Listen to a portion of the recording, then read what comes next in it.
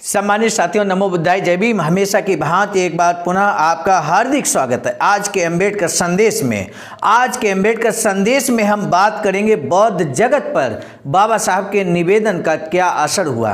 बाबा साहब ने निवेदन क्या किया था? 23 सितंबर 1956 को बाबा साहब ने ऐतिहासिक निवेदन करते हुए लोगों से कहा कि नागपुर में 14 अक्टूबर 1956 को सभी इकट्ठा हों और वहाँ पर हम स्वयं यानी कि बाबा साहब स्वयं बौद्ध धम्म दीक्षा लेने जा रहे हैं, बौद्ध धर्म की दीक्षा ग्रहण करने जा रहे हैं। ये ऐतिहासिक निवेदन किया था। इस ऐतिहासिक निवेदन पर बौद्ध देशों पर जिसमें बौद्ध कंट्रीज सभी देश दुनिया के आते हैं, उन पर क्या असर हुआ आज के अम्बेडकर संदेश में हम आपको बताएंगे। साथ ही साथ हम आपको बताने वाले हैं कि मूर्तिमान प्रज्ञा की प्राप्ति होती है वो आखिर किस तरह से, कार्यक्रम का ब्यौरा क्या है, 13 अक्टूबर को क्या कुछ होना है, 14 अक्टूबर को, 15 अक्टूबर को, पूरा विस्तृत कार्यक्रम की रूपरेखा क्या है, आज के अम्बेडकर संदेश में हम आपको बताने वाले हैं। सम्मानित साथियों, आपको मालूम है इस समय बौद्ध धम्म दीक्षा कार्यक्रम चल रहा है जो हम लेकर उपस्थित होते हैं बाबा साहब डॉक्टर अम्बेडकर संपूर्ण वाङ्मय खंड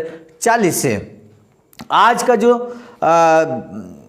का जो मैटर है वो हम आपके समझ जो प्रस्तुत करेंगे, पेज नंबर 438 से 440 तक आप जुड़े रहिए, अंबेडकर संदेश को अंत तक सुनते रहिए। और साथ ही साथ हर दिन सुबह 5 बजे अंबेडकर संदेश लेकर हम उपस्थित होते हैं। हमारा आपसे निवेदन है कि यदि आपने अभी तक हमारे इस चैनल आवाज़ का ऑफिशियल को सब्सक्राइब नहीं किया है तो चैनल को बेल आइकन के साथ सब्सक्राइब अभी कर लें। अब हम आगे बढ़ते हैं, अंबेडकर संदेश को अब आपके समक्ष हम प्रस्तुत करते हैं। सम्मानित साथियों, बौद्ध जगत पर क्या असर हुआ हम आपके समक्ष रखते हैं। डॉक्टर बाबा साहब अम्बेडकर का बौद्ध धर्म की दीक्षा लेने से संबंधित असर का भारतीय बहुजन वर्ग पर और दुनिया के बौद्ध धर्मावलंबियों पर हुआ, ये निश्चित तौर पर कहा जा सकता है। ब्रह्म देश, श्रीलंका, जापान, नेपाल आदि देशों में इस निवेदन का बहुत ही हर्ष के साथ स्वागत किया गया। बौद्ध दीक्षा विधि से संबंधित अखिल बौद्ध दुनिया से जो संदेश प्राप्त हुए उसे ये बात बिल्कुल स्पष्ट होती है। इन संदेशों के अलावा बौद्ध लोगों ने इस दीक्षा विधि के बारे में जो बंधुभाव व्यक्त किया वह उनकी कृतियों में भी दिखाई दिया। ब्रह्मदेश के पूज्य भिक्षु चंद्रमणि महास्थविर की उम्र 80 वर्ष की है, लेकिन अपने स्वास्थ्य की परवाह किए बगैर डॉक्टर बाबा साहब को दीक्षा देने के लिए खुद आने की बात उन्होंने मानी और वे आए भी। उनके हाथों ही डॉक्टर बाबा साहब और माई साहब अम्बेडकर का बौद्ध दीक्षा विधि संपन्न हुआ। उनके अलावा अन्य बौद्ध भिक्षु भी समारोह में उपस्थित थे। कौन कौन उपस्थित था हम जान लेते हैं। थेरो पन्नातिस सांची विहार भोपाल से। दूसरे भिक्षु थे वेनरेबल भिक्षु एच सिद्धतीस सिलोन से। वेनरेबल भिक्षु एम सौद रत्ना सारनाथ बनारस से थे। चौथे भिक्षु थे भिक्षु जी प्रज्ञानंद बुद्ध विहार लखनऊ से। नेर श्रमनेर धर्मोदय विहार पश्चिम बंगाल, रेवरेंड परम संधि। तो ये 6 बौद्ध भिक्षु और भी उपस्थित थे मंच पर जब बाबा साहब बौद्ध धर्म की दीक्षा लेने जा रहे हैं। कितने लोग एकत्र हुए थे सम्मानित साथियों? 5, यहाँ लिखा है 5 करोड़ बौद्ध। इस संदर्भ में हम आइए जान लेते हैं। अलग अलग देशों से तथा देश के विभिन्न हिस्सों से इतने भिक्षु आए, ये कोई सामान्य घटना नहीं है। बौद्ध दुनिया के लिए डॉक्टर बाबा साहब अम्बेडकर की बौद्ध दीक्षा के बारे में उत्सुकता महसूस होना 2 कारणों से स्वाभाविक माना जाता है। आखिर वो 2 कारण कौन से हैं ये जानना बहुत ज़रूरी है। पहला कारण है कि डॉक्टर बाबा साहब अम्बेडकर का दीक्षा विधि यानी उनके साथ खड़े 5 करोड़ अस्पृश्य बंधुओं का दीक्षा विधि है। इस गणित को मानकर चलने में डॉक्टर बाबा साहब अम्बेडकर के अनुयायियों की निष्ठ के कारण कोई हर्ज नहीं, ये बात भी जानते हैं। दूसरी बात यह है कि भारत में मजबूत जड़ें फैलीं लेकिन अब बिल्कुल सूख गई हैं। बौद्ध धर्म की बेल भारत के प्रत्येक गांव में डॉक्टर बाबा साहब के जो अनुयायी हैं उनकी दीक्षा विधि से ही फिर से पल्लवित हो सकती हैं, ये भी वे जान चुके हैं। इसलिए इस नज़रिए से दुनिया भर के बौद्ध धर्म अनुयायियों को डॉक्टर बाबा साहब की बौद्ध धर्म में दीक्षा के बारे में आकर्षण और उत्सुकता होना बहुत स्वाभाविक बात है। मूर्तिमान प्रज्ञा की प्राप्ति। हालांकि कहने में हर्ज नहीं कि इसके अलावा उन्हें एक और बात का आकर्षण था। बौद्ध धर्म में प्रज्ञा का स्थान सर्वश्रेष्ठ है। बौद्ध धर्म की शिक्षा में शांति, न्याय और प्रज्ञा इस तरह का क्रम है। बुद्ध यानी प्रज्ञावान और प्रज्ञा का अर्थ होता है ज्ञानवान और जीवन से मुक्त।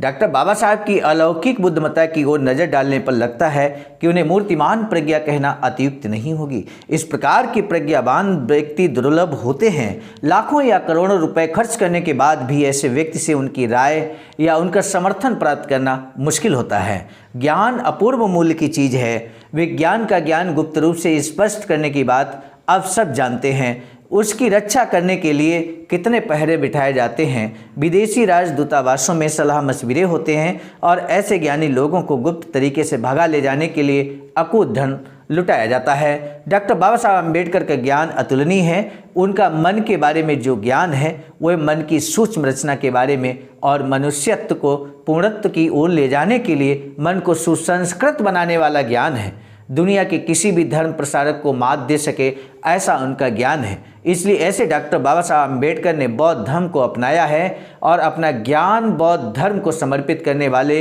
बौद्ध धर्म के भी लगभग अकेले समर्थक बने हुए हैं।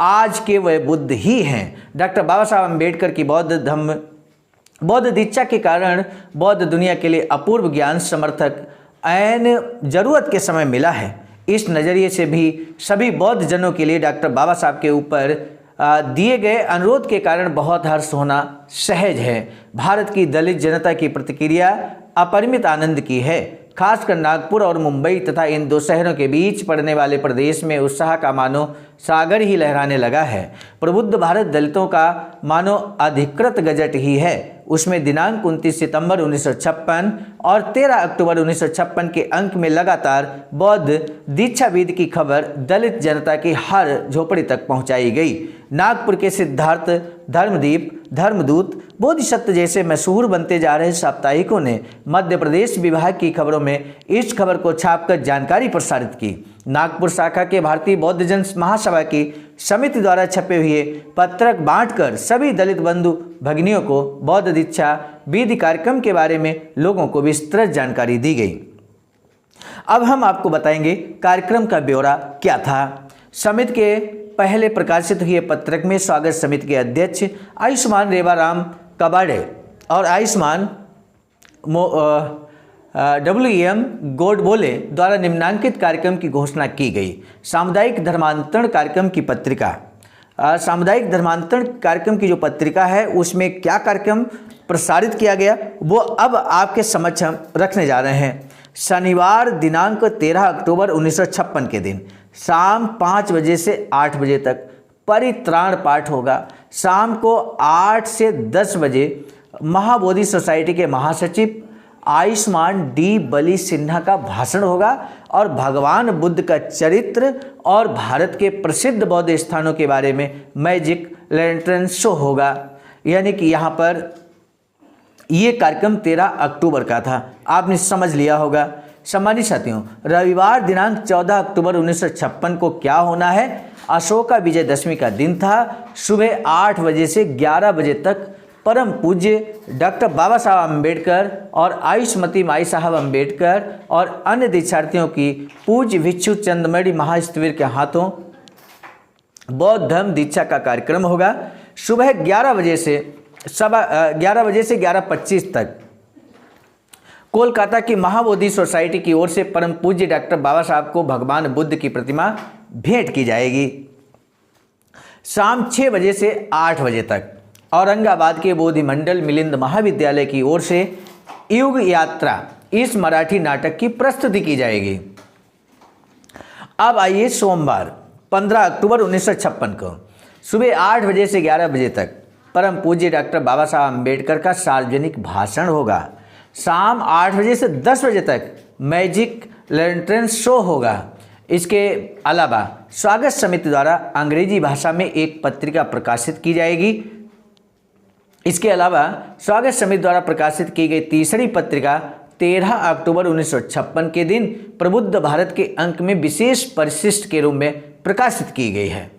इतने साधनों के साथ बौद्ध दीक्षा विधि समारोह की समयोचित जानकारी भारत के अस्पृश्य वर्ग को और दूसरों को पहुंचाई गई है। इस जानकारी के प्रकाशित होने के साथ साथ जिन्हें बौद्ध दीक्षा विधि समारोह के लिए जाना था, उन्होंने अपनी तरह से प्रबंध किए हैं। रेलवे में काम करने वाले अस्पृश्य बंधुओं ने तो अपने रेल रियायत वाले पास बनवा लिए हैं। भारतीय बौद्ध महासभा के सचिव आयुष्मान सवादकर, आयुष्मान कबीर और आयुष्मान गायकवाड़ ने पत्रक छपवाकर जिन्हें नागपुर आना था, उनके आने जाने की रियायती टिकट अगर वे नाम दर्ज करें तो दिलाने का प्रबंध किए जाने की बात स्पष्ट की।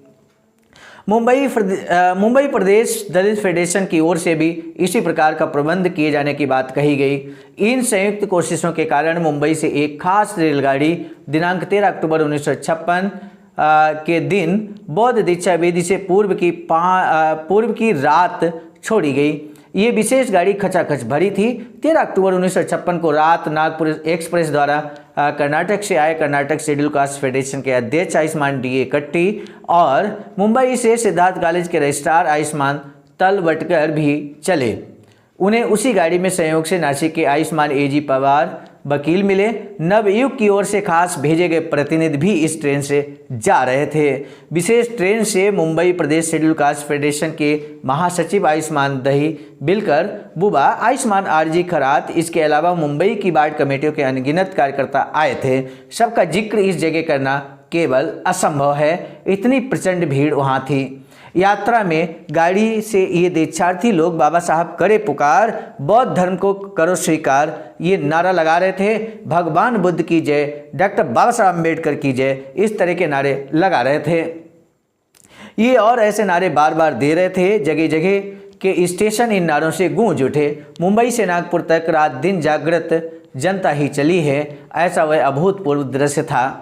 इन लोगों में माता बहनों की संख्या करीब 1/3 थी। नागपुर रेलवे स्टेशन पर दिनांक 14 अक्टूबर 1956 के दिन आने वाली सभी रेलगाड़ियां बौद्ध धर्म में दीक्षा लेने की इच्छा रखने वालों से ही भर भर कर आ रही थीं। नागपुर के शहर के दक्षिण की ओर लगभग शहर के बाहर अंबाजड़ी नाम का रास्ता है। इस रास्ते से लगे करीब 14 एकड़ क्षेत्र का विस्तृत मैदान बौद्ध दीक्षा विधि के लिए तैयार किया गया था। इस मैदान के चारों ओर टाटों से अस्थायी चारदीवारी बनाई गई थी। मैदान के चारों ओर करीब 2000 से 3000 विद्युत दीपों की अर्थात बल्ब व्यवस्था की गई थी। महिलाओं के आधे हिस्से में छोटे पंडाल में अलग व्यवस्था की गई थी। पुरुषों के लिए मैदान का बचा हुआ पूरा हिस्सा था ही। नागपुर का अंबाजरी रोड बाकी समय तो खाली ही पड़ा रहता है, लेकिन इस समारोह के कारण इस रोड पर अलग अलग तरह की दुकानें सजी थीं। लाल हाफ शर्ट्स पहने नागपुर के समता सैनिक दल द्वारा मैदान से पहले ही चारों फलांग की दूरी तक के रास्ते का इंतजाम रखा गया था।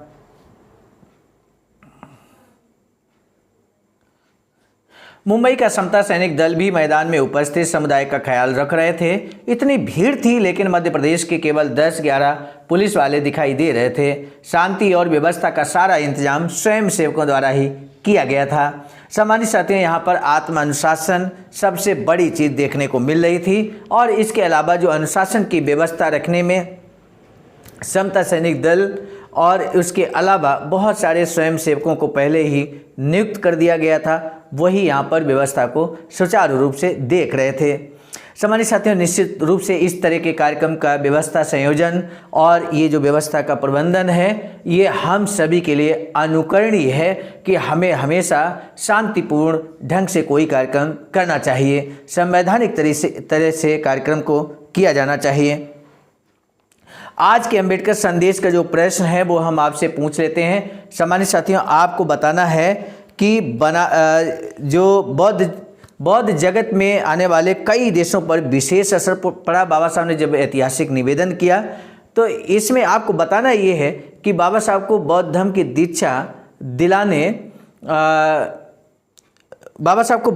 दीक्षा दिलाने के लिए किस देश के पूज्य भिक्षु आए हुए थे, उन पूज्य भिक्षु का नाम बताना है आपको और किस देश से वो बिलोंग करते हैं उस देश का नाम भी आपको बता देना है। आज का प्रश्न यही महत्वपूर्ण प्रश्न है जिसके आंसर का बेसब्री से इंतजार हम YouTube के कमेंट सेक्शन में करेंगे। सामान्य साथियों, आज का अम्बेडकर संदेश समाप्त करने से पहले एक महत्वपूर्ण बात बताना हम उचित समझते हैं। सामान्य साथियों, हम आपको बता दें, बाबा साहब की एक अधूरी इच्छा है वैचारिक सेंटर बनाने की।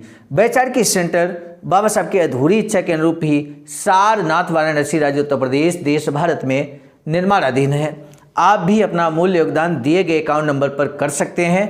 आपका किया गया एक रुपये का धमदान अमूल्य होगा और ये वैचारिक सेंटर के निर्माण में एक अद्वितीय भूमिका का निर्वहन करेगा।